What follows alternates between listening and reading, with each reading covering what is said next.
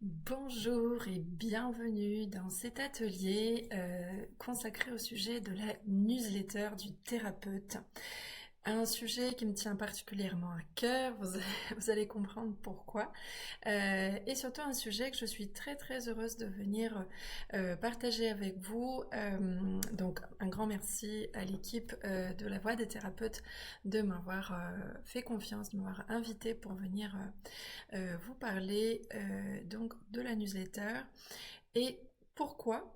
Déjà dans un premier temps on va voir pourquoi selon moi il est important d'investir cet outil, ou en tout cas de le considérer, et comment s'y prendre quand on est thérapeute, si on souhaite lancer une newsletter ou relancer si on avait déjà fait quelques essais auparavant. Je vais prendre 2-3 minutes pour me présenter pour celles et ceux qui ne me connaissent pas. Donc je suis Alexandra, je suis experte communication et marketing et copilote business digital. Je suis basée à Bordeaux, mais j'interviens principalement en ligne. J'ai créé dans ma structure Studio Curo en 2022. Alors, non pas pour donner des cours de yoga, même si j'adore ça, c'est un petit jeu de mots. C'est plutôt un studio digital qui me permet en fait d'aider les professionnels, les entrepreneurs des métiers de l'accompagnement, c'est-à-dire les coachs, les thérapeutes, les formatrices, les praticiennes bien-être, les aider en fait à créer et déployer un univers digital.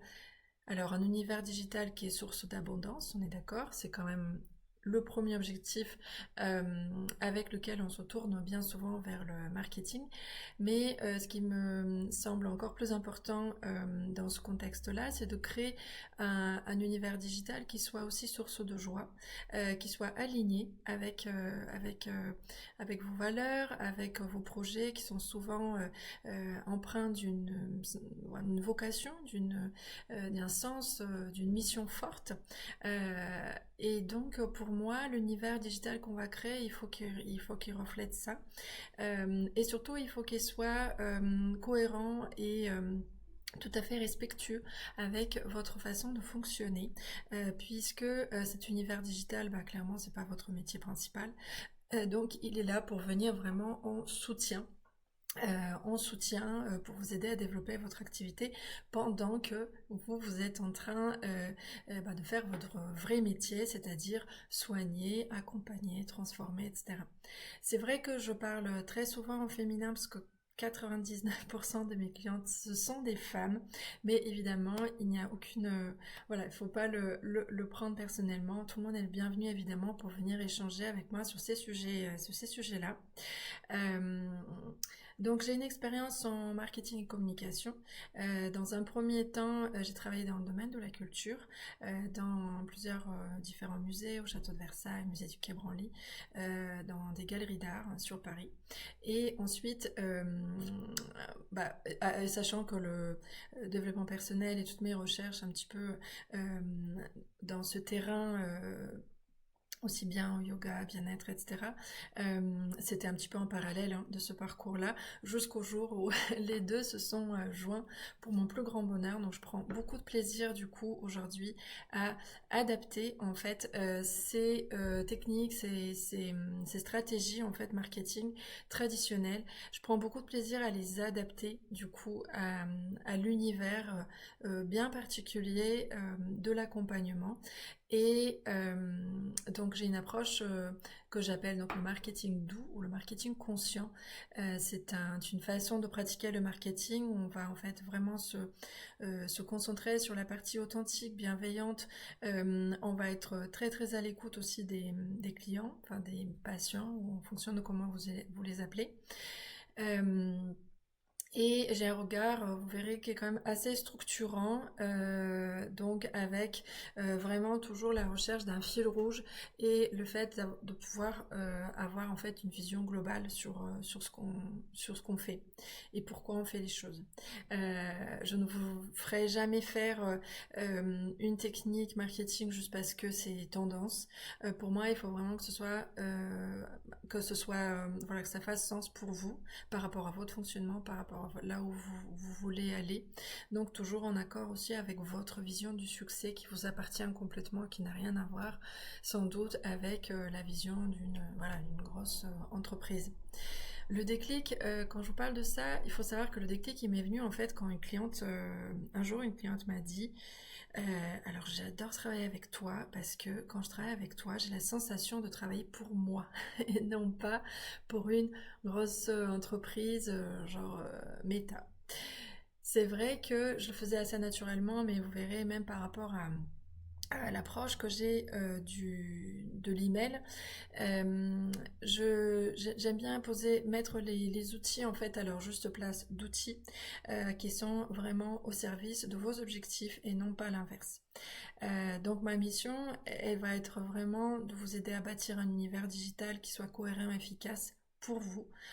Encore une fois, vraiment toujours en accord avec vos valeurs, votre énergie, votre mission. Donc aujourd'hui, je vous parle de newsletter puisque pour moi, c'est un sujet qui est très important quand on développe son activité digitale. Pour plusieurs raisons qu'on explorera juste après. Mais évidemment, si vous sentez que c'est pas forcément la voie vers laquelle vous avez envie d'aller, il n'y a aucun souci. Il y a enfin, il n'y a pas une technique, il n'y a pas une stratégie, il n'y a pas une façon de faire les choses. Mais le tout est de trouver vraiment le bon fonctionnement qui est porteur d'épanouissement, de succès pour vous. Alors, l'autre programme du jour, il va suivre donc ce fil rouge là. Donc, dans un premier temps, on va parler donc de la stratégie email. Pourquoi en avoir une, selon moi. Et ensuite, on va parler vraiment du sujet du jour, donc de la newsletter, qui est, on va dire, dans l'univers de l'email, qui va être, on va dire, un peu la première chose, la première technique vers laquelle on va se tourner. Comment la relancer ou voilà, la lancer si vous n'avez jamais lancé une. Mes conseils pour que vous arrivez en fait à créer ou voilà, à relancer une newsletter cohérente et efficace. Ensuite, je vous montrerai quelques exemples de newsletters de thérapeutes que j'ai reçus et que je trouve intéressantes. Non pas pour vous donner un exemple absolu en vous disant c'est ça qu'il faut faire à tout prix, mais plutôt pour vous donner des pistes, voilà, des billes par rapport à ce qui se fait, ce qui est possible. Et ça vous aidera peut-être à vous projeter un petit peu mieux et voir ce qui pourrait être possible pour vous. Comment aller plus loin, je vous parlerai dans cette partie-là, même si je sais que vous êtes déjà familier avec les lead magnets, donc les freebies, et vous avez fait sûrement le travail proposé sur votre fiche Google et votre site. Il y a quand même quelques petites autres choses à faire, toujours dans l'ensemble de cette stratégie, dans cet univers que vous êtes en train de créer. Donc c'est vraiment du complémentaire.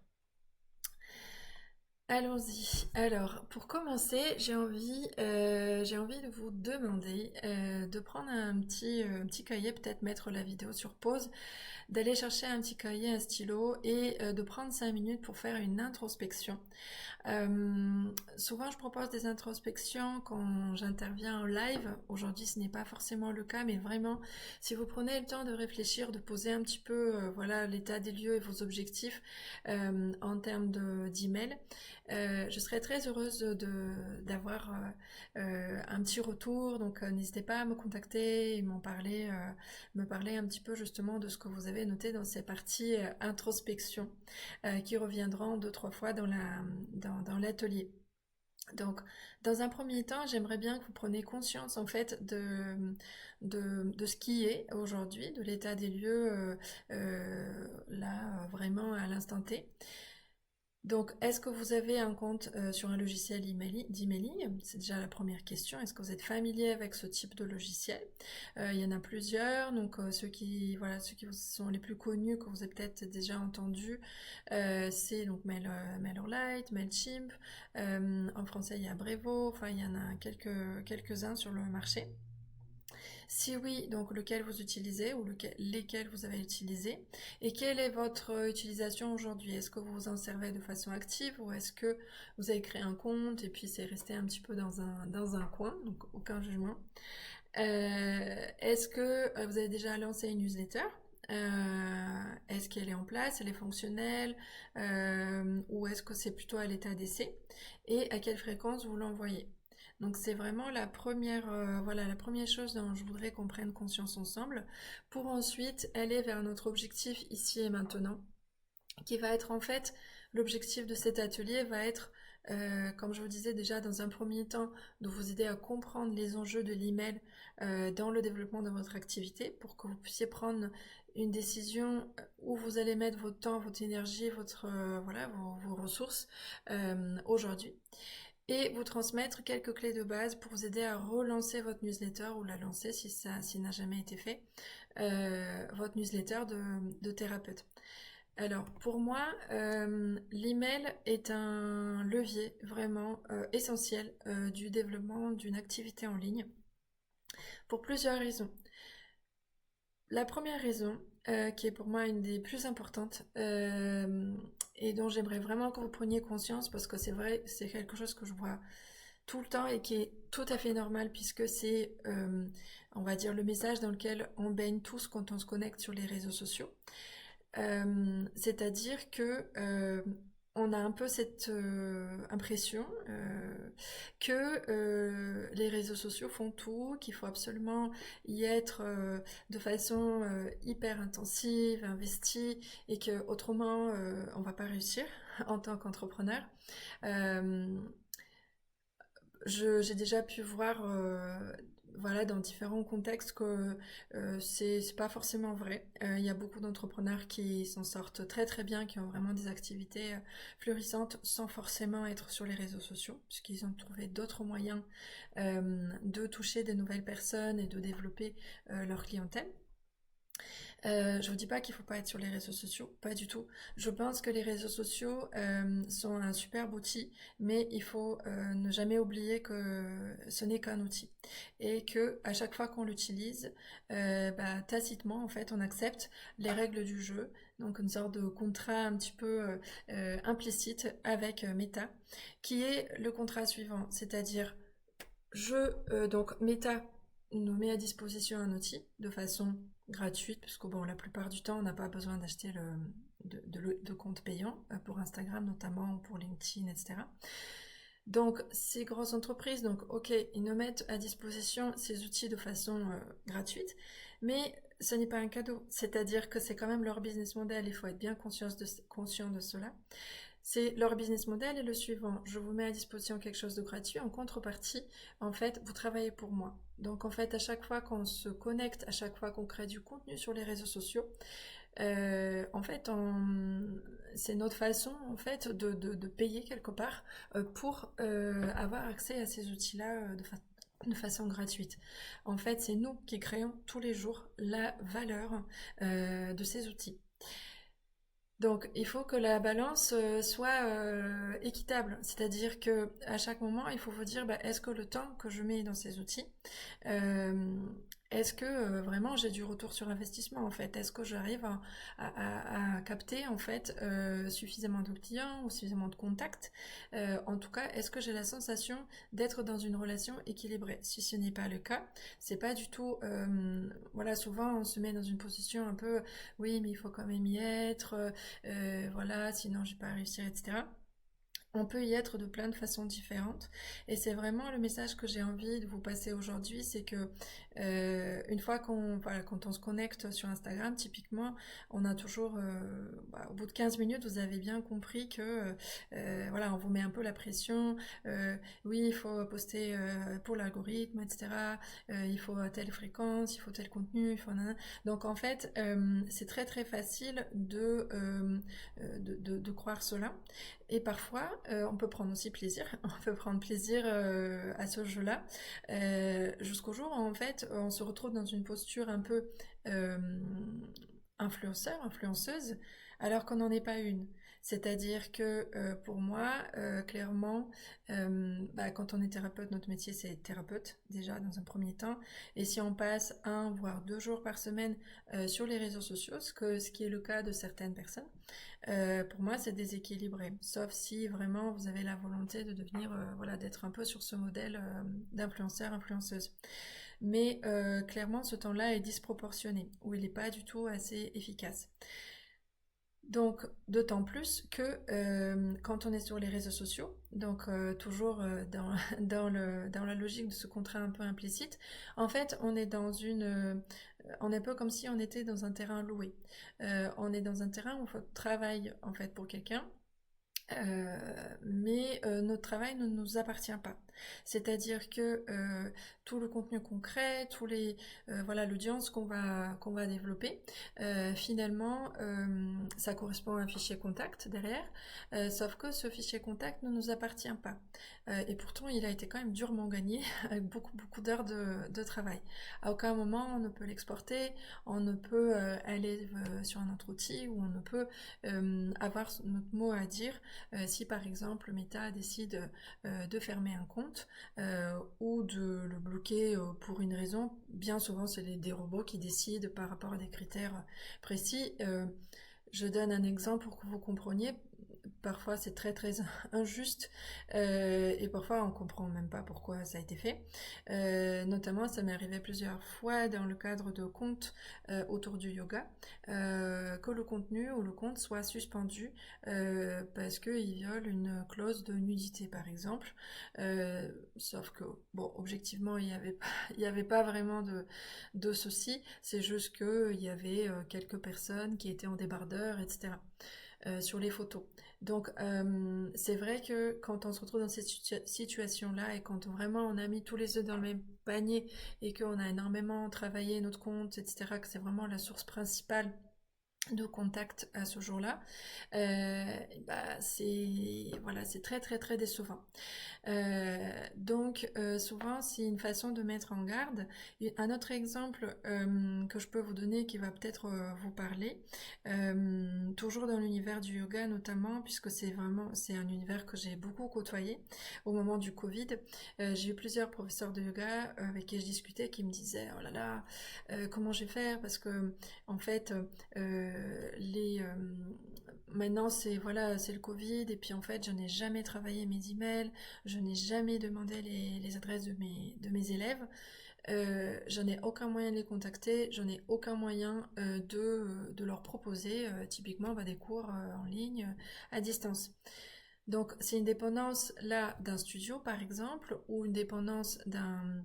Voilà, pourtant ces mêmes profs de yoga là, ils avaient des comptes sur les réseaux sociaux, mais ces comptes-là n'étaient pas suffisants pour vraiment joindre les élèves, c'est-à-dire que c'est pas du tout les mêmes fichiers déjà, entre voilà, toutes les personnes qui sont vos clients ne sont pas forcément celles qui sont présentes sur vos comptes des réseaux sociaux, donc les fichiers clients ne se croisent pas forcément.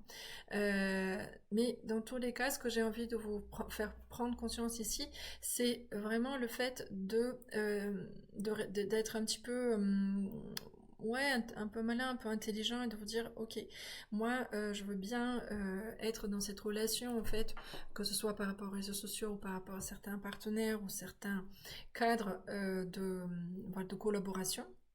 Euh, mais toujours avoir un petit peu là, de se dire en fait mon intérêt c'est de récupérer les adresses de mes clients, c'est-à-dire c'est quand même des personnes qui sont venues qui sont intervenues avec vous, qui ont eu un échange avec vous, donc vous avez à mon sens tous les droits de pouvoir les contacter, de pouvoir leur parler de ce que vous faites tout simplement. Donc c'est pour ça, pour toutes ces raisons-là, que pour moi l'email c'est vraiment quelque chose de clé.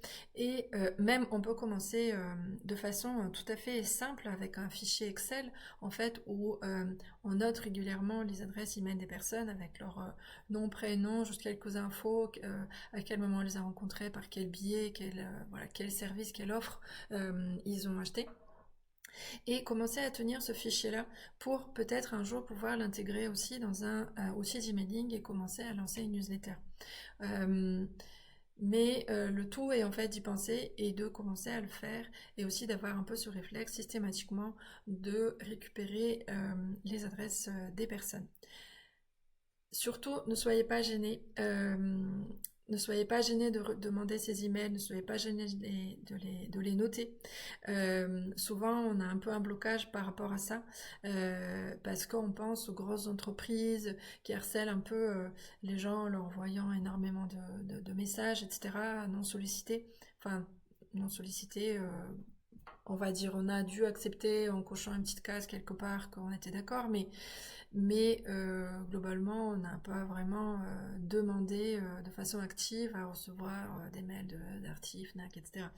Et souvent, on garde un peu en tête cette idée que si on envoie un message aux personnes ou si on récupère leurs coordonnées, on serait en train de les harceler.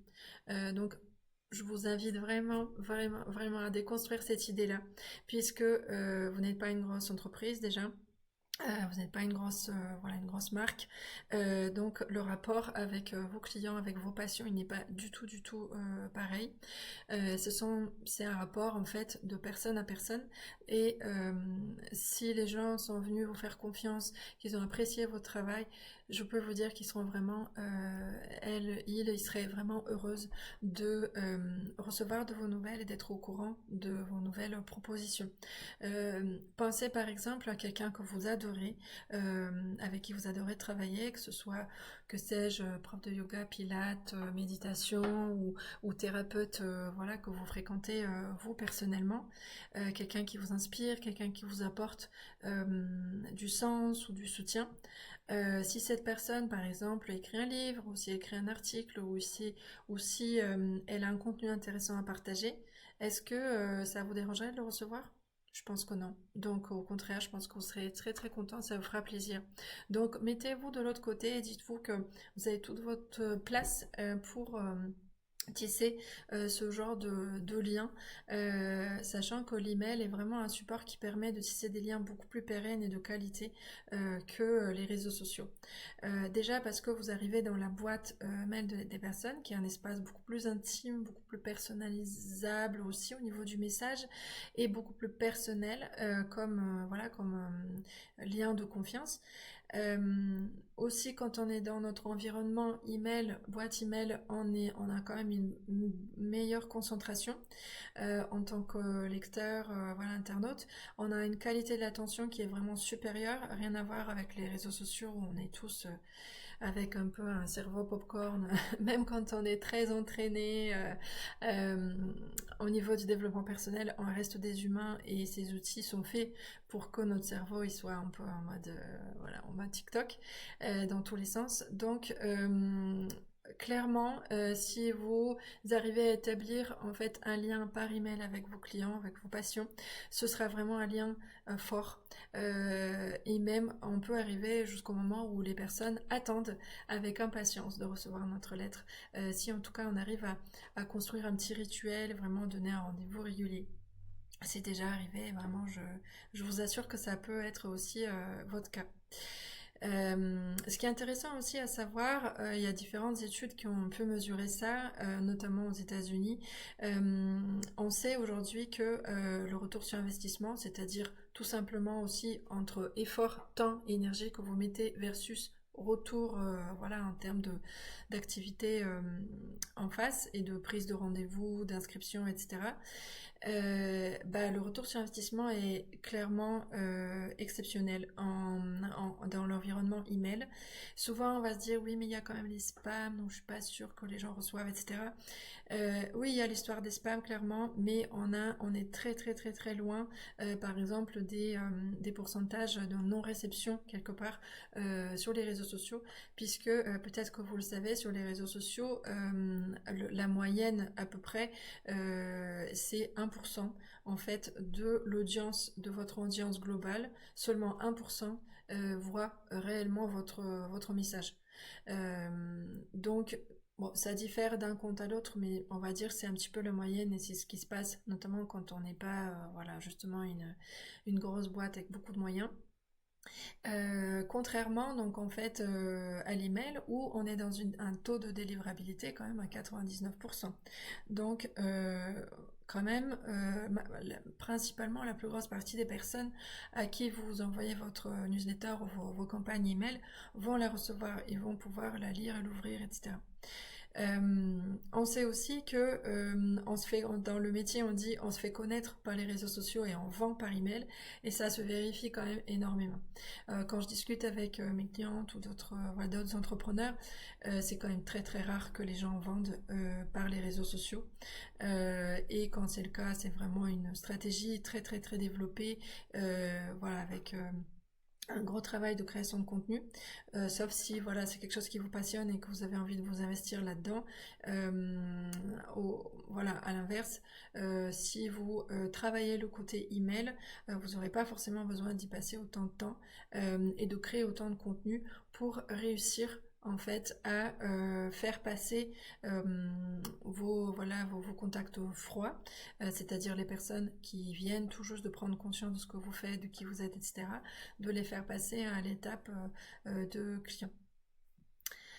Donc c'est pour toutes ces raisons-là que je vous recommande clairement de considérer le support email si c'est pas encore quelque chose que vous avez l'habitude de travailler ou d'avoir un peu comme réflexe dans votre activité. Et donc la newsletter, au-delà de tout un tas de stratégies dont vous avez peut-être entendu parler, avec des campagnes email ponctuelles par rapport à certaines annonces ou des stratégies de type automatisation, avec des séquences d'emails qu'on peut travailler à l'avance, programmer, etc. pour se soulager un petit peu au quotidien. Au-delà de toutes ces stratégies-là qui sont un petit peu, on va dire, avancées, pour moi, la newsletter, c'est vraiment la porte d'entrée. C'est vraiment la première étape pour vous aider à commencer un petit peu à bâtir cette, euh, cette audience email, qui est une audience. Clairement, le but, c'est pas d'avoir une grosse audience. L'objectif, c'est voilà, d'avoir une audience, ce qu'on appelle qualifiée, c'est-à-dire une audience de personnes qui sont clairement intéressées par ce que vous faites, une audience où vos clients, vos anciens clients sont bien présents, et une audience que vous connaissez. Vous savez en fait qui est dans cette audience, quels sont les intérêts des personnes, leurs problématiques, etc. Ce qui sera beaucoup plus difficile à connaître par rapport à vos audiences sur les réseaux sociaux. Donc la newsletter, par où commencer? Dans un premier temps, créer un compte sur un logiciel d'emailing, voilà, tout simplement. Si c'est pas encore fait, je vous donnerai une petite fiche outils qui complète cette masterclass les liens et voilà quelques explications pour vous aider à créer ces comptes-là si ce n'est pas encore le cas. Moi, je recommande souvent ces trois outils-là que j'ai utilisés, voilà, que je vois aussi mes clientes utiliser et je me rends compte que c'est quand même des très très bons outils. MailerLite notamment, en premier lieu, je trouve que c'est un outil qui a un très bon rapport qualité-prix, surtout que vous pouvez l'utiliser de façon gratuite jusqu'à 1000 abonnés, c'est-à-dire jusqu'à ce que vous avez collecté 1000 contacts email.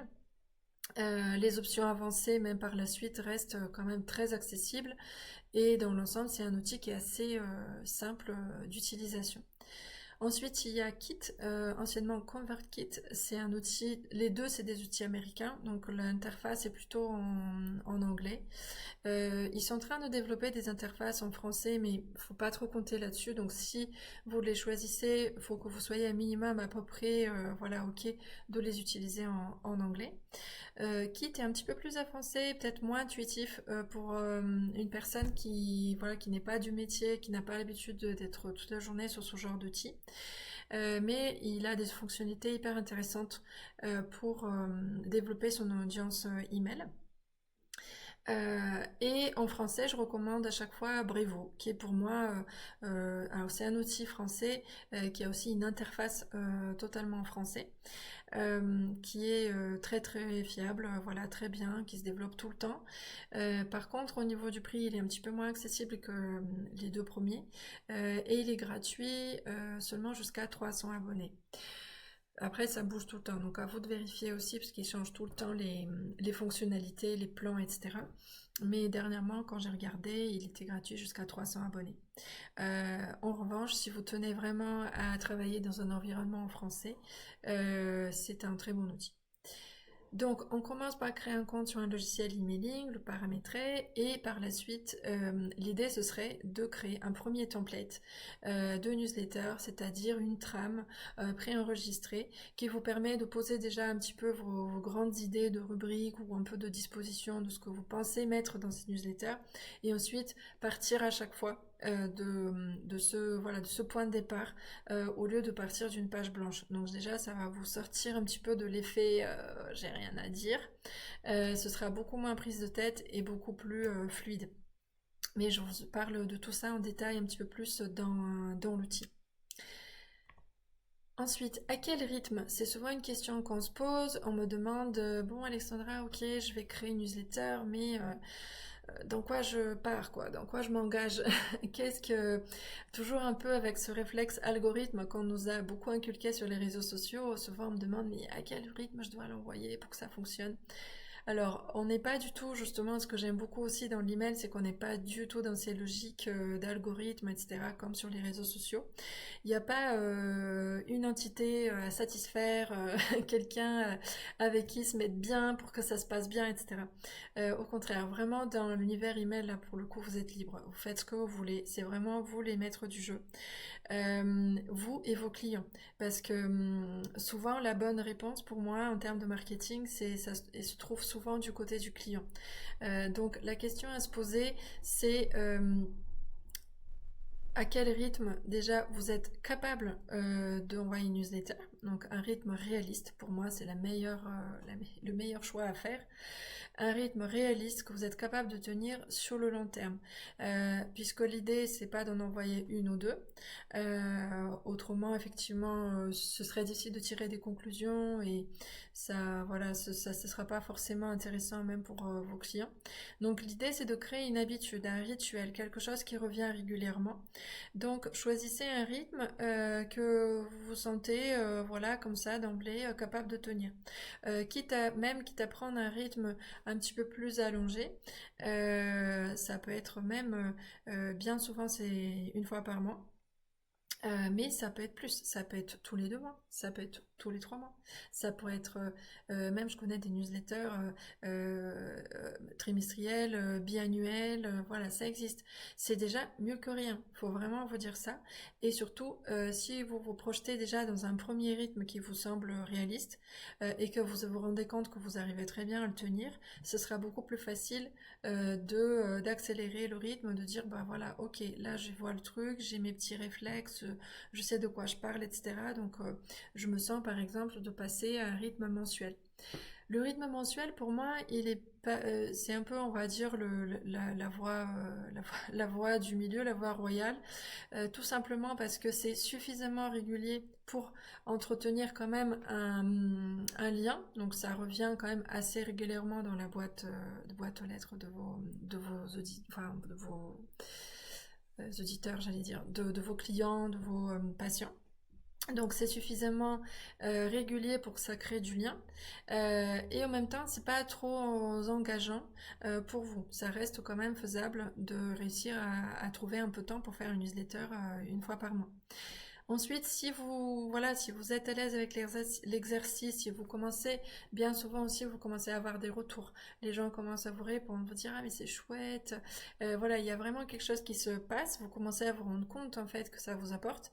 Et souvent, c'est à partir de ce moment-là où on passe peut-être à une newsletter, même, pourquoi pas, 2 fois par mois et bimensuel.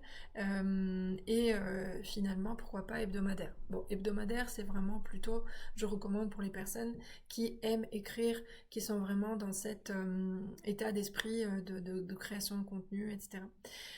Mais dites-vous que même si c'est mensuel ou même si c'est bimensuel, l'exercice en vaut la chandelle quand même. C'est aussi une façon de créer un rituel en fait pour pour vos clients qui vont commencer petit à petit à s'habituer à la recevoir, à peut-être aussi émettre certaines demandes par rapport au contenu, certaines questions. Donc c'est bien de le créer, de se dire en fait, par exemple, c'est tous les premiers dimanches du mois ou tous les derniers, je sais pas, vendredi du mois, n'importe ce qui vous semble faisable pour vous. Alors, que raconter dans sa newsletter quand on démarre? C'est une question qui revient aussi souvent, notamment sur le côté un peu illégitimité dont je vous parlais au début. Souvent, on va se dire, mais qui suis-je pour envoyer une newsletter? Qu'est-ce que je vais raconter? Ma vie est plutôt monotone. C'est pas comme si j'avais 10 000 événements, 10 000 collaborations desquelles parler. Détrompez-vous, parce qu'il n'y a pas forcément besoin d'avoir une vie mondaine hyper riche pour avoir droit à sa newsletter. Dites-vous que vous le faites vraiment pour vos patients, pour vos clients, les mêmes personnes que vous recevez en cabinet, avec lesquelles vous entretenez des liens au quotidien. C'est vraiment pour ces personnes-là que vous créez la newsletter et pour les personnes qui peuvent leur ressembler, c'est-à-dire des profils un peu similaires ou des amis, famille, etc. Un cercle, une façon d'élargir un petit peu le cercle de personnes autour de vous. Dans un premier temps, ce qui est super intéressant, c'est de parler de votre pourquoi profond, c'est-à-dire de parler de votre mission en tant que thérapeute, de vos valeurs, de ce qui vous anime profondément, de ce que vous aimez dans votre métier. Vous pouvez aussi parler de votre cheminement personnel, si par exemple il y avait un avant et un après, ce qui vous a emmené aussi jusqu'à ce que vous êtes aujourd'hui, jusqu'à ce métier. C'est des histoires voilà, qui nourrissent énormément et très positivement vos clients, vos patients, puisqu'ils arrivent à se projeter et c'est justement comme ça qu'on crée un lien vraiment de confiance. Après, c'est à vous de mettre le curseur, évidemment, là où vous êtes à l'aise par rapport à ce que vous avez envie de révéler, ce qui reste au personnel. Mais dites-vous que c'est vraiment une façon de vous mettre dans une posture un peu de mentor, de quelqu'un qui va inspirer. Et je peux vous dire que même avec un parcours tout à fait, comment dire, commun, humain, vous allez quand même inspirer des personnes. Il n'y a pas besoin d'avoir fait des choses extraordinaires pour, euh, pour avoir droit de parole. Vous pouvez aussi parler de votre clientèle de cœur, vous pouvez parler de des personnes que vous accompagnez, de leurs problématiques. Vous avez peut-être une idée claire aujourd'hui, si c'est le cas, c'est génial, du cap que vous vous donnez ou vraiment de la transformation vers laquelle vous les emmenez. Vous pouvez parler de ça aussi.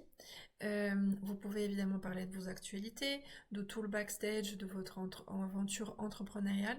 Même si vous commencez, vous pouvez lancer une newsletter, c'est-à-dire même si vous n'avez pas encore, vous êtes en formation, vous n'avez même pas encore de cabinet, vous êtes vraiment en création d'activité, vous pouvez quand même créer une newsletter. Je peux vous dire que ce sera quand même quelque chose de très positif pour vous et vous pourriez associer petit à petit les personnes que vous rencontrez dans votre chemin, les intégrer à la newsletter. Vous pourriez très bien, même en toute transparence, parler de vos formations, parler de ce qui vous anime, pourquoi vous avez choisi cette voie-là plutôt qu'une autre voie, etc. Vous pourrez parler de vos inspirations, donc de vos livres, vous pouvez partager des podcasts, des personnes inspirantes, des interviews. Vous pouvez même interviewer vos clients, évidemment avec leur accord, ou faire des portraits de clients en parlant de leur transformation. De façon voilà, vraiment présentée comme une étude de cas ou un portrait, mais aussi indirectement. Souvent, je rappelle à mes clientes qu'il y a des petits moments dans la journée qui sont vraiment pour moi pépites en termes de communication et marketing et souvent on passe à côté. Ce sont par exemple tous les moments en fin de séance. Vraiment tout à la fin quand déjà on est détendu, voilà, il y avait un lien de confiance qui a été créé et en fin de séance, notamment avec vos clients les plus fidèles, celles et ceux qui vous connaissent bien, soyez attentifs, vous verrez, il y a des choses qui sont dites, qui sont échangées en fin de séance qui sont hyper intéressantes. Parfois, il y a des questions, parfois, il y a des problématiques qui sont soulevées, ou même en séance. Euh, Vous pouvez très bien avoir un petit carnet et noter ces questionnements-là, ces problématiques-là, et en parler en newsletter ou dans vos réseaux sociaux également. Toutes ces questions-là qu'on vous pose, bah, comment on fait ça, comment on fait ci, euh, ou par exemple, voilà, quand on est sur une thématique très pratico-pratique, par exemple en kiné, on peut s'intéresser aux genoux, on peut s'intéresser à la course à pied, on peut demander des conseils par exemple en termes de course à pied quand on a un souci au genou. C'est un sujet de newsletter, c'est un sujet de post qui est génial, qui va être beaucoup plus intéressant et qui va vraiment beaucoup plus parler aux personnes que si vous essayez d'étaler, par exemple, façon Wikipédia, tout ce que vous savez. Puisque ce n'est pas ce que les personnes recherchent. Elles veulent avoir des informations, elles veulent avoir du contenu, mais qui est toujours en lien avec leur vie, leur vraie vie, que ce soit du contenu qu'ils sont capables d'appliquer là tout de suite maintenant et qui les concerne. Donc vraiment, toutes ces choses-là, c'est des points de départ de votre édito, par exemple, de votre newsletter ou de vos posts sur les réseaux sociaux. Évidemment, on peut parler aussi des disponibilités, du planning, toutes les actualités par rapport à votre cabinet, etc. Si vous organisez des ateliers, les nouvelles offres, c'est souvent des choses auxquelles on pense assez facilement pour la newsletter. Euh, mais vous voyez, il n'y a pas que ça. On peut aussi parler de plein d'autres choses. Comment faire grandir sa liste de contacts? Donc ça c'est vraiment une question aussi qui est assez pertinente puisque bah, quand même le but du jeu c'est de faire grandir cette liste. Euh, En plus de faire grandir pas avec un tas de touristes mais avec les bonnes personnes. C'est-à-dire les bonnes personnes qui sont les bonnes personnes pour vous mais qui sont peut-être pas du tout les bonnes personnes pour un copain, une copine, thérapeute qui travaille sur complètement une autre thématique. Donc c'est ça aussi qui est intéressant, c'est qu'on est en train de construire une liste, une audience qui est totalement sur mesure, totalement alignée avec vous, votre activité, votre problématique, votre travail. Donc pour faire grandir votre liste de contacts, eh ben, vous allez mettre le lien de la newsletter ben, déjà dans les endroits un peu évidents, par exemple dans votre bio, nos petites présentations sur vos réseaux sociaux. Vous allez le mettre, par exemple, à chaque fois que vous partagez, par exemple, à la fin d'un post, vous avez peut-être déjà vu, il y a certaines personnes qui mettent un petit paragraphe de présentation et à ce moment-là, on peut inviter à s'inscrire à la newsletter. On peut très bien dire, si ces sujets-là vous intéressent, je vous retrouve en newsletter mensuel où chaque mois je parle de tel, je vous donne des astuces, où je vous parle de telles thématiques pour vous aider à avancer. Vous pouvez mettre le lien de newsletter aussi dans votre Linktree. Je ne sais pas si vous connaissez ce système-là d'arbre à liens qui est très pratique, notamment quand on n'a pas encore de site internet. C'est souvent un lien qu'on voit sur les réseaux sociaux qui nous fait tomber en cliquant donc, sur une suite de boutons avec différents liens personnalisés qui mènent vers tel ou tel endroit. On peut mettre le lien de la newsletter dans votre signature email. Très bon endroit qu'on oublie bien souvent, mais à chaque fois que vous échangez du coup avec vos clients, avec vos patients, et ben du coup ils verront à la fin que vous avez une newsletter, ils vont pouvoir s'abonner. On peut ajouter aussi évidemment un formulaire d'inscription sur votre site si vous en avez un, ou chez un partenaire avec lequel vous collaborez. Ce qui est intéressant aussi, c'est de parler régulièrement de la newsletter que vous pensez aussi à parler régulièrement de votre newsletter. De ne pas hésiter à la mettre en avant, non pas en mode, comment dire, autopromo, mais vraiment en mode, je passe du temps à partager dans cet espace-là des solutions, des inspirations sur telle thématique. Donc si ça vous intéresse, vous êtes les bienvenus. C'est tout. Si la personne n'est pas intéressée, c'est pas grave. Mais l'important c'est de proposer, de faire connaître. On peut voir aussi sur Instagram une pratique que je trouve très Très sympa, c'est par exemple de partager en story le fait qu'on est en train de travailler sur la newsletter et de mettre le bouton en disant bah voilà la newsletter va partir demain après-demain. N'hésitez pas à vous inscrire pour recevoir voilà mes conseils, etc. On peut aussi également, souvent on n'y pense pas, mais c'est tout à fait possible, relier en fait le lien d'inscription à la newsletter à un QR code. Ça se fait sur des outils comme Bitly ou même sur Canva, c'est possible. Et ensuite, on peut imprimer, en fait, faire une petite affichette avec le QR code de façon à l'afficher, en fait, par exemple, dans la salle d'attente pour que les personnes s'inscrivent voilà, juste avant leur rendez-vous ou après. Mais aussi l'avoir toujours sur son téléphone et quand on discute avec quelqu'un, de pouvoir, en fait, lui proposer de s'inscrire tout de suite. Vous avez parlé avec Sacha Morcelli déjà de lead magnet, donc ça c'est quelque chose qui peut être également très porteur à créer. Ça fait partie des stratégies marketing qui tournent autour de l'email qui sont vraiment chouettes à développer quand on arrive à les faire de façon intentionnelle. Mais sachez qu'il est tout à fait possible, par exemple, au moment où on propose en fait sur la page d'inscription pour le lead magnet, on peut proposer avec une petite case pour respecter le RGPD, ajouter une petite case sur lequel on met un message du type j'accepte de recevoir en m'inscrivant à ce lead magnet, j'accepte de recevoir par exemple la newsletter. Euh, de telle façon à ce que toutes les personnes qui téléchargent le lead magnet puissent ensuite basculer également dans la liste de la newsletter et nourrir comme ça la liste. Ça, c'est encore une fois pertinent seulement si on a bien travaillé son lead magnet, qui soit vraiment créé sur une problématique, un sujet aligné avec ce que vous faites et avec les besoins des personnes avec lesquelles vous avez envie de travailler. Autrement, vous allez vous retrouver avec des personnes qui sont trop loin de vos sujets. Ce ne sera pas forcément des bons candidats pour votre liste.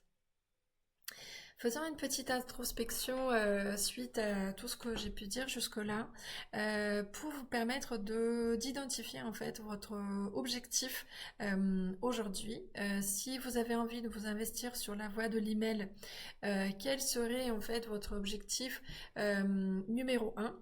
Est-ce que ce serait de structurer et faire grandir votre liste email? Si vous avez déjà commencé peut-être sur un Excel, commencez à noter déjà les emails de vos clients et peut-être que vous avez intégré cette liste-là dans un outil d'emailing. Est-ce que ce serait de tisser un peu plus de liens avec votre audience email déjà existante que peut-être que vous travaillez pas assez? Est-ce que ce serait d'aider vos abonnés à avancer un peu plus dans leurs problématiques en cours en créant des contenus toujours plus affinés, plus pertinents, plus voilà, droit dans le but par rapport à leurs problématiques? Est-ce que ce serait de faire connaître vos services à votre audience? Parce que parfois, on ne fait pas le lien, c'est-à-dire que les gens nous connaissent avec un certain nombre de contenus offerts, mais à aucun moment on a dit ce qu'on faisait, quel était notre métier, quels sont nos services, on n'a jamais renvoyé sur nos calendriers, notre calendrier de réservation, etc. Ça peut arriver aussi. Euh, donc si aujourd'hui vous avez ce blocage-là, vraiment, je vous invite vraiment à en sortir et voilà, à adopter cette posture qui n'est pas finalement la posture d'un vendeur, qui est la posture de quelqu'un qui est là pour aider, qui est finalement votre métier. Donc, si la personne ne se reconnaît pas ou ne se sent pas concernée par votre proposition, aucun souci, voilà, elle passe son chemin. Mais par contre, si elle a bien compris ce que vous faites et comment vous pouvez aider, elle pourra très bien vous recommander à quelqu'un d'autre ou penser à vous plus tard. Donc, ce n'est jamais perdu. Récupérez peut-être les emails de votre audience, des réseaux sociaux ou d'un autre endroit où vous savez que voilà, il y a une clientèle qui vous connaît, qui vous fait confiance, mais vous n'avez jamais pu récupérer, vous n'avez jamais pensé peut-être à récupérer les emails et les intégrer dans un fichier client. Donc, Mettez noir sur blanc votre objectif pour l'avoir en tête et avancer. Et surtout, bah, si vous avez envie, n'hésitez pas à venir me partager. On va passer à la suite. Donc, je vous propose de vous donner quelques conseils pour vous aider à construire une newsletter cohérente et efficace. C'est quand même l'objectif, puisqu'on a priori, on a décidé qu'on ne jouait pas aux influenceurs, mais on est plutôt thérapeute professionnel qui a vraiment son expertise à partager. Donc la première chose qui revient très très très souvent, c'est de vous demander, est-ce que quand vous envoyez un email, euh, et si vous vous mettez à la place en fait de votre lecteur, lectrice, est-ce que vous pensez que cette personne pourrait vous reconnaître en ouvrant votre email? Est-ce qu'elle va savoir tout de suite en fait que cet email vient de votre part? Si ce n'est pas le cas, il va falloir vraiment rectifier ça parce que c'est pas possible que les gens vous fassent confiance en laissant votre email et qu'ensuite en fait ils sachent pas dire bah, de qui vient cet email. La première chose à faire pour sortir de cette situation, ça va être de mettre un petit bandeau, même si ce n'est que juste votre logo ou juste une petite photo, une bannière, bon idéalement avec un visage souriant, c'est encore mieux. Vraiment quelque chose de simple mais qui fait qu'on sait que c'est vous, déjà dès qu'on ouvre l'email.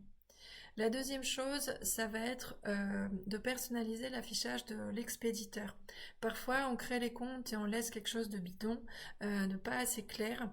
Euh, Moi, je recommande toujours de mettre le prénom un minimum, voilà, au minimum, en fonction de la posture que vous avez envie d'avoir avec vos clients. Si, voilà, si vous souhaitez plus de proximité ou pas forcément. Donc, de mettre, comme par exemple, là, cette naturopathe dont je vous parlais tout à l'heure, donc Émilie de C'est si bon, comme envoyeur, ou Mode Simon, Sol Moxie. Donc comme ça, on sait tout de suite en fait, voilà, de qui vient le mail et on fait le lien surtout entre la personne et la marque, enfin vous êtes une marque personnelle, c'est encore un autre sujet, mais on fait le lien entre l'entité et la personne. Euh, Ensuite, ce qui peut être très utile vraiment en mode rapide, efficace, droit au but, ce serait de mettre en fait un bandeau en bas de l'email, donc en pied de page, avec quelque chose de très simple, avec une courte bio de qui vous êtes, qu'est-ce que vous faites, quel est votre métier, vous représentez en quelques phrases, peut-être donner aussi le lien vers votre site ou voilà un endroit où vous avez envie d'envoyer vos clients, quelques infos de base et surtout une photo de vous en train de sourire, vraiment une photo accueillante dans tous les cas, même si c'est pas forcément une photo professionnelle. Rien que ces éléments-là, déjà, ça va vous permettre d'avoir un fil rouge et d'être dans quelque chose de reconnaissable si ce n'est pas encore le cas. La deuxième chose auquel je pense, c'est de vérifier en fait qu'il y a une harmonie globale dans votre communication. Donc, quand vous créez ou quand vous relancez votre newsletter, demandez-vous est-ce qu'elle s'inscrit dans l'ensemble visuel de votre communication. Même si vous n'avez pas une charte graphique faite par un professionnel, si c'est vraiment quelque chose que vous avez élaboré vous-même ou que vous avez juste un logo, deux, trois couleurs que vous utilisez régulièrement, assurez-vous qu'il y a ce fil rouge partout. Donc, vous pouvez très bien réutiliser le même logo, le même bandeau, les mêmes visuels sur chaque canal. Ça peut être la même photo sur votre petite bio là de newsletter, la même photo que sur Insta. Il n'y a pas de souci. Et même c'est très bien parce que du coup les gens vous reconnaissent tout de suite et savent que c'est vous. Quand ils vous ont vu sur les réseaux sociaux avec la même photo en profil, ils se sont abonnés à votre newsletter. Et ben après, une fois qu'ils vous voient en fait avec la même photo dans leur boîte mail, ils vont pouvoir faire le lien. Et donc, risque de, justement, il n'y a pas de risque de désinscription. Parce que ce qui se passe aussi, et qui est enfin, quand même très dommage, c'est que les gens s'inscrivent pour en vous faisant confiance, et qu'ensuite, comme ils ne vous reconnaissent pas dans votre boîte email, bah, ils peuvent se désinscrire. Quel rôle joue la newsletter pour vous aujourd'hui? Donc pour moi, c'est la troisième chose, le troisième conseil que je peux vous donner aujourd'hui. Et je pense qu'il faut que ce soit quelque chose de très très très très clair pour vous. Ce qui peut être différent dans 6 mois ou dans un an.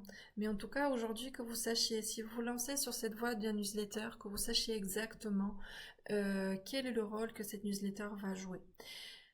Souvent, ça va être la chose, enfin le support vers lequel on va rediriger les nouveaux contacts quand, par exemple, on a établi voilà, un premier contact sur les réseaux sociaux. Notamment si on n'a pas encore créé de lead magnet, on va proposer systématiquement la newsletter.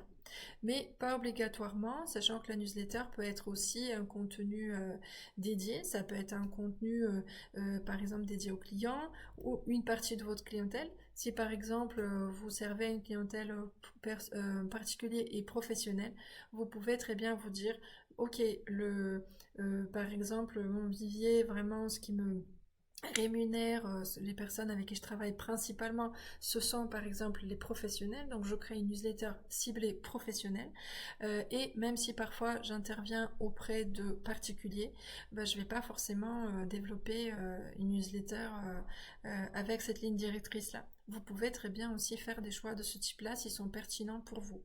Sachant que la newsletter peut aussi même en soi devenir une offre payante à part entière si on investit le côté création de contenu et vraiment on envoie des contenus très très riches avec une véritable mise en action. Dans tous les cas, réfléchissez-y et soyez au clair. C'est un exercice que je fais régulièrement avec mes clientes que j'appelle le parcours stratégique. Ça ressemble à ça, un début de parcours stratégique. C'est en fait, on va poser un petit peu avec des flèches et des bulles comment se passe un parcours, on va dire un parcours type, un parcours idéal, qui n'est pas forcément toujours le parcours emprunté par les clients, mais ça nous permet de nous projeter dans quelque chose. Donc on peut très bien se dire, par exemple, il y a un témoignage client, la personne, une fois qu'on lui recommande mon contact et fait une recherche sur Instagram, donc elle me trouve sur Instagram, et ensuite je la renvoie par exemple sur mon lead magnet, et ensuite je l'inscris à ma newsletter, par exemple. Ça peut être ça, ou ça peut être directement la newsletter. Donc c'est vraiment à vous de décider. Soyez juste au clair avec ça aujourd'hui. Ensuite, je vous propose de voir ensemble, de parcourir quelques exemples de newsletters de thérapeutes pour que vous puissiez vous projeter et voir à quoi pourrait ressembler votre newsletter. Donc, vous aurez peut-être des idées, des inspirations pour vous aider à vous lancer.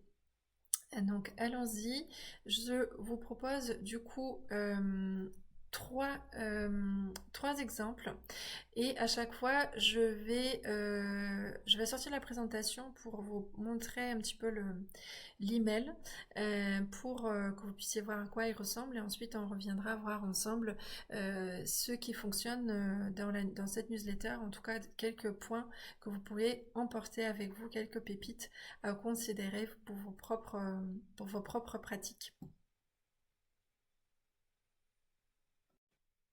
Alors la première newsletter que j'ai envie de vous montrer, c'est celle de Emily Bourguen de C'est si bon. C'est si bon Académie, anciennement C'est si bon Nutrition. C'est en fait une thérapeute, enfin une naturopathe, nutritionniste qui a beaucoup évolué ces dernières années. Donc c'est une cliente que j'accompagne voilà, depuis plusieurs années maintenant, qui a eu un parcours assez intéressant je trouve, parce qu'en fait elle est partie d'un modèle tout à fait classique en fait où elle était voilà, une praticienne avec son cabinet, donc avec un quotidien vraiment de consultation toute la journée en naturopathie et nutrition.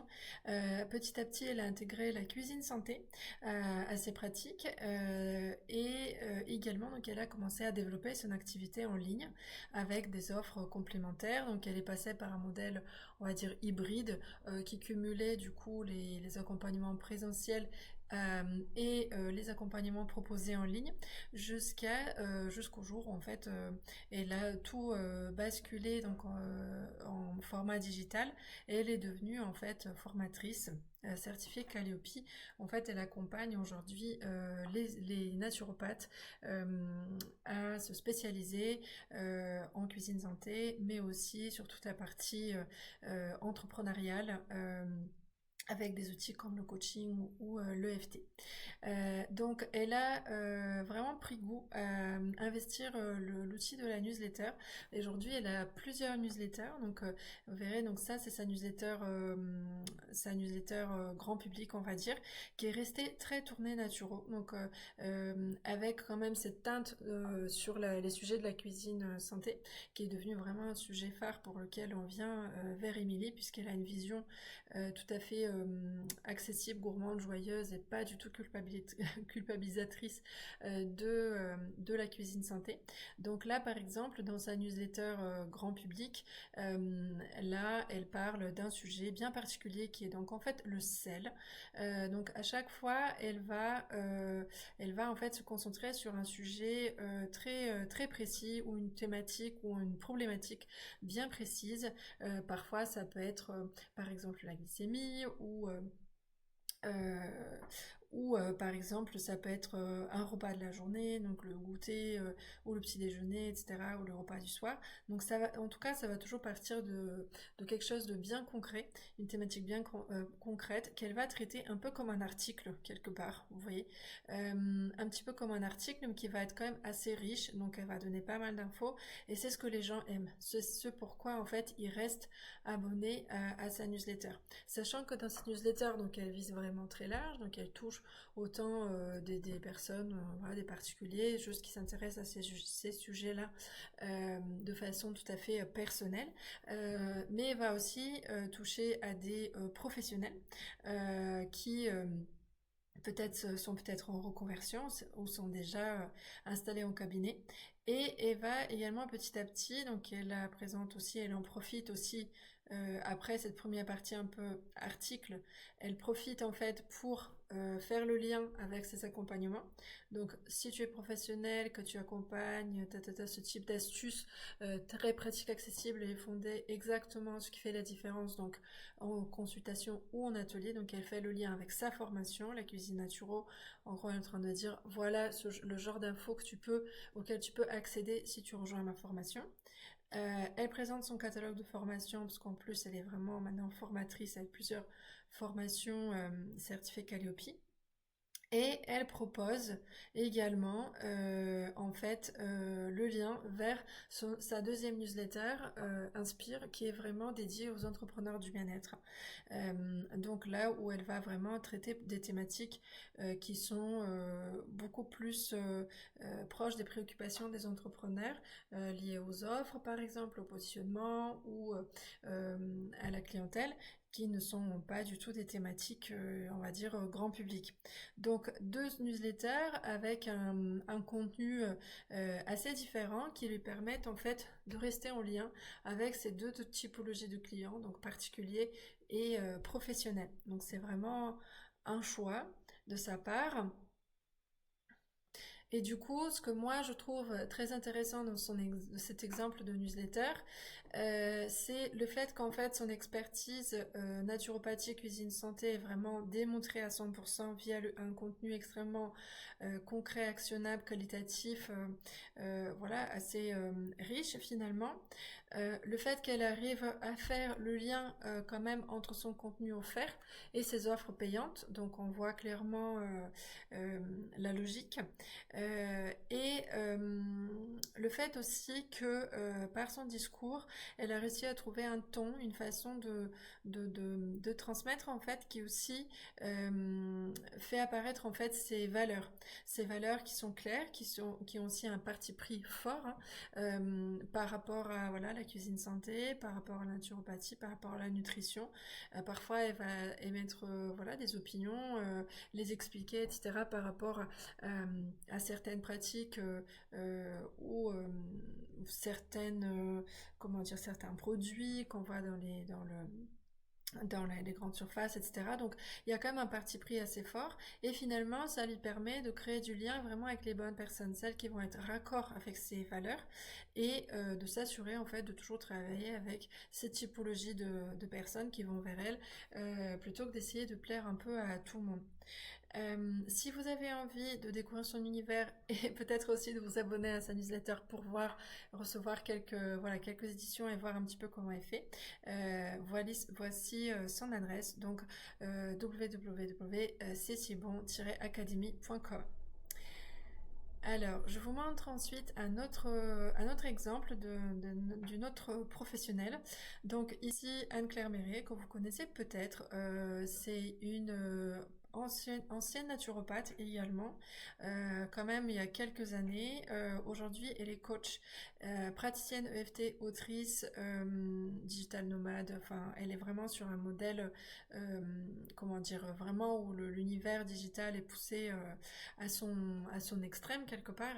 Elle est pas du tout basée en France, mais je trouve que elle a une façon de faire qui est quand même assez intéressante. Je vous montre du coup l'exemple une de ses newsletters que j'ai reçue, qui est assez différente de celle d'Emily. Ça va vous permettre de voir une autre façon de faire. Donc, sa newsletter, elle s'appelle Good Vibes. Voilà, donc à chaque fois, c'est Good Vibes de juillet, août, septembre, etc. Donc, une newsletter qui commence en fait toujours avec une partie édito très, comment dire, soit très personnelle par rapport avec beaucoup de storytelling par rapport à son expérience ou en partant d'une anecdote ou en partant d'une prise de conscience de quelque chose qu'elle a vécu.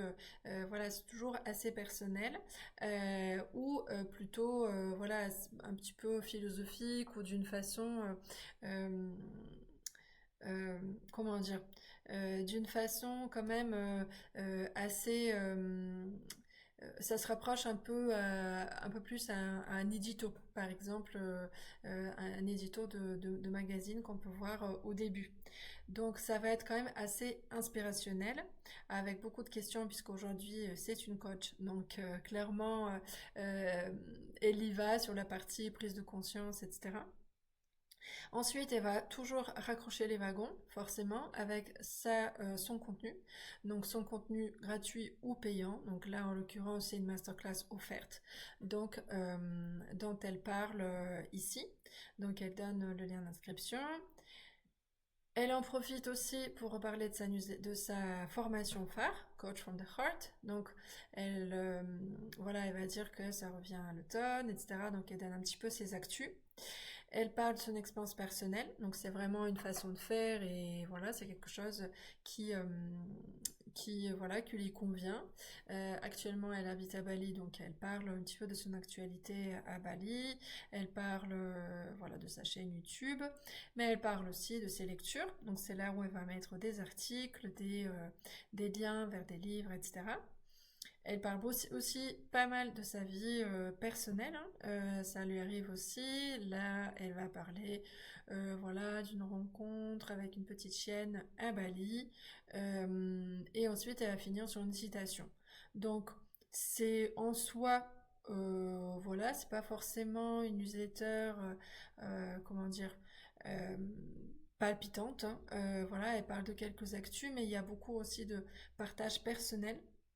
Ce qui fait que bah, du coup, les personnes qui la suivent, ça va être souvent des personnes qui aspirent un petit peu à cette vie de digital nomade, de coach avec une activité en ligne. Donc je pense que c'est des choses qui peuvent les intéresser. Sachez que si vous utilisez un peu ce format storytelling, euh, avec par exemple, des inspirations de partage, d'inspiration de livres, de lecture, de podcasts, etc. Il n'y a pas besoin d'habiter à Bali pour partager et que ce soit forcément intéressant. Même si vous habitez à Toulouse, je suis sûre que voilà, d'autres personnes de votre quartier ou des clients, des patients qui sont de la même ville que vous seront ravis de connaître un petit peu vos réflexions, vos backstage, la façon dont vous évoluez en tant que professionnel, mais aussi en tant que personne. Donc, tac, je repars dans la présentation. Donc, ce que je voulais vous partager ici, c'est ce que j'avais relevé comme point positif, en tout cas ce qui pour moi fonctionne dans cette newsletter, c'est le côté storytelling très fort. Donc, elle parle voilà, aux lecteurs, aux lectrices vraiment comme si on était avec elle, voilà, en train d'échanger de façon tout à fait informelle. Donc il y a un côté très inspirant qui permet de créer des liens forts, le partage d'expériences personnelles, le fait de faire le lien avec ses autres contenus, donc que ce soit gratuit ou payant, le fait d'inclure des citations, des lectures en cours, des rencontres marquantes. Donc tout à fait, ça c'est des choses que vous pouvez inclure dans vos newsletters. La troisième newsletter que j'ai envie de vous montrer, c'est celle de Maud Simon de Soul Moxie, qui est une psychologue et coach et aussi autrice de livres basée à Paris, que je trouve assez inspirante, assez comment dire, assez rigolote, un peu décalée. J'aime bien sa façon de faire et je trouvais ça intéressant de vous présenter un petit peu aussi son travail pour que vous voyez une autre façon de faire. Alors, Maud, elle montre très peu son visage, elle ne donne pas du tout autant de photos personnelles comme Anne-Claire hein, que vous venez de voir. Elle va juste mettre son visage souvent dans la petite boîte tout à la fin de la newsletter où elle se présente. C'est plutôt quelqu'un d'assez discret, donc, mais qui a une belle plume et qui aime écrire et qui aime créer du lien. Donc typiquement sa newsletter, elle va être donc assez euh, ouais avec un ton assez conversationnel, vraiment comme si on était dans un échange. Euh, Pourquoi pas, voilà, on peut se dire pendant une séance ou en fin de séance un petit peu plus informelle, mais elle va partir souvent d'une problématique que rencontrent ses clients. Donc, par exemple, voilà, je vous disais tout à l'heure, vous pouvez tout à fait vous inspirer de ces bouts de discussion ou même de certaines problématiques que vous traitez avec vos clients en séance. Donc, en l'occurrence, elle, c'est une psychologue qui accompagne, donc c'est une ancienne psychologue du travail, donc elle accompagne les personnes souvent en reconversion ou des personnes qui sont un peu en perte de sens par rapport à leur travail et donc elle va les accompagner à aller vers plus de clarté, peut-être construire un nouveau projet professionnelle. Donc elle est devenue coach aussi. Donc elle utilise au-delà de la psychologie, elle utilise aussi quelques outils de coaching. Donc typiquement là, elle va partir vraiment d'une problématique récurrente, c'est-à-dire quand on ne se reconnaît plus dans son job. Donc elle va être beaucoup dans l'empathie, beaucoup dans la description de ce qu'on peut ressentir dans cette situation-là. Et en partageant ça, bah, clairement, c'est des mots qu'elle a dû entendre aussi de la bouche de ses clients, clairement, ou des choses qu'elle a vécues elle-même. Mais c'est des choses qui vont faire sens et auxquelles on va pouvoir s'identifier si on vit cette situation-là. Ensuite, donc, elle va aussi donner quelques ressources par rapport à cette thématique-là, par exemple. Euh, voilà, votre mission, c'est votre carburant. Donc, on est vraiment dans quelque chose d'assez détaillé, presque comme un petit article. Euh, et ensuite, elle va raccorder avec son accompagnement. Donc, on va quand même dire à la fin de la newsletter, donc c'est exactement ce genre de choses qu'on travaille dans Soul Business. Donc voilà à quoi t'attendre si tu souhaites rejoindre cet accompagnement. Donc, elle donne aussi un petit peu comment dire, sa patte, c'est-à-dire sa façon de voir les choses. Donc, elle est persuadée qu'il n'est pas question de travailler plus, mais son accompagnement est vraiment axé sur le fait de travailler plutôt sur la vision, les valeurs, le pourquoi profond, et non pas, voilà, ce qui est important, c'est pas tellement le nombre d'heures de travail pour qu'on puisse se sentir satisfait. Ensuite, elle va avoir une rapide présentation un peu en mosaïque euh, de ces différentes accompagnements. Donc, il y a Soul Business dont elle a parlé tout à l'heure, Life Map et réservé à votre séance découverte, etc. Donc, elle va inviter quand même à la séance découverte à la fin. Et puis, c'est tout. Donc, on est dans quelque chose de quand même d'assez minimaliste. Donc elle envoie souvent ce format-là. Donc je pense que ça c'est forcément un template qu'elle ressort à chaque fois. Donc on ne le refait pas à chaque fois. On le duplique dans notre outil d'emailing et on met à jour cette première partie un peu plus inspirationnelle en mode édito. Voilà, qui change de thématique à chaque fois. Donc, ce qui fonctionne pour mode ici, pour moi, c'est vraiment le côté euh, discours très aligné en fait avec son énergie, la même énergie qu'on va retrouver en séance. Donc, elle n'essaie pas d'apparaître différemment ou de faire différemment ou de voilà de porter un masque, etc. Donc, son objectif, c'est vraiment d'être exactement comme elle est en séance. Donc, elle est douce, elle est bienveillante, elle est lumineuse. Donc, on ressent cette énergie-là dans sa newsletter. Et je pense que si on fait appel à elle, bah, c'est vraiment pour baigner dans cette énergie-là une fois qu'on est en séance. Si on ne se reconnaît pas, bah, on ne prendra pas rendez-vous tout simplement et ce sera ok. Ce sera ok parce que j'imagine que Maud, elle n'a pas forcément envie de travailler avec des personnes qui ne sont pas raccord avec cette philosophie-là.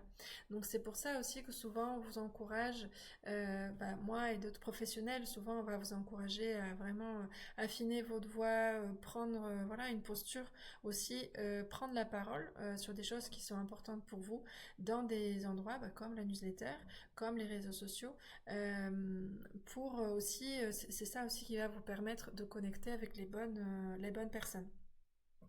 Elle, avec ce format-là aussi, elle démontre également sa compréhension vraiment approfondie des problématiques de ses clientes. Elle positionne en fait ses offres comme des solutions évidentes. Donc on est assez rapidement en confiance. Donc si vous avez envie de découvrir, voilà son site. Vous pourrez du coup voir ses contenus et sa newsletter.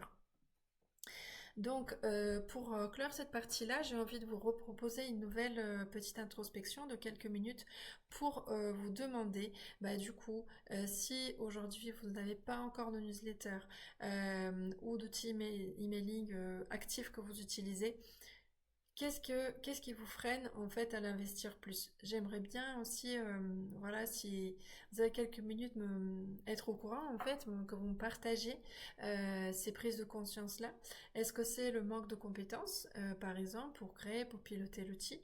Est-ce que c'est le manque de temps pour investir ce canal? Est-ce que c'est le fait, voilà, d'avoir un budget un peu serré actuellement? Est-ce que c'est le manque de motivation pour s'y mettre, pour s'y tenir? Est-ce qu'il y a un autre frein, un manque de légitimité par exemple? Voilà, n'hésitez pas à m'en parler, je suis vraiment curieuse d'en savoir plus et d'échanger avec vous sur ces sujets-là. Et ensuite, comment aller plus loin? Je sais que vous avez déjà travaillé sur les sujets du lead magnet, sur votre fiche Google My Business, sur l'optimisation de votre site, et je sais que vous avez déjà commencé à être un petit peu outillé, en tout cas avec quelques outils de base pour créer votre univers digital. Mais si vous sentez que vous n'avez pas forcément envie de faire tout ce travail seul et vous avez envie d'aller plus loin, sachez que je propose un accompagnement de groupe qui s'appelle la Magnétique Cure et qui a la prochaine édition qui démarre donc prochainement, là en octobre 2025. Cet accompagnement en petit groupe est destiné aux coachs, thérapeutes, entrepreneurs de l'accompagnement qui cherchent à développer leur clientèle. La particularité, c'est mon approche qui mixe toujours la stratégie avec l'opérationnel.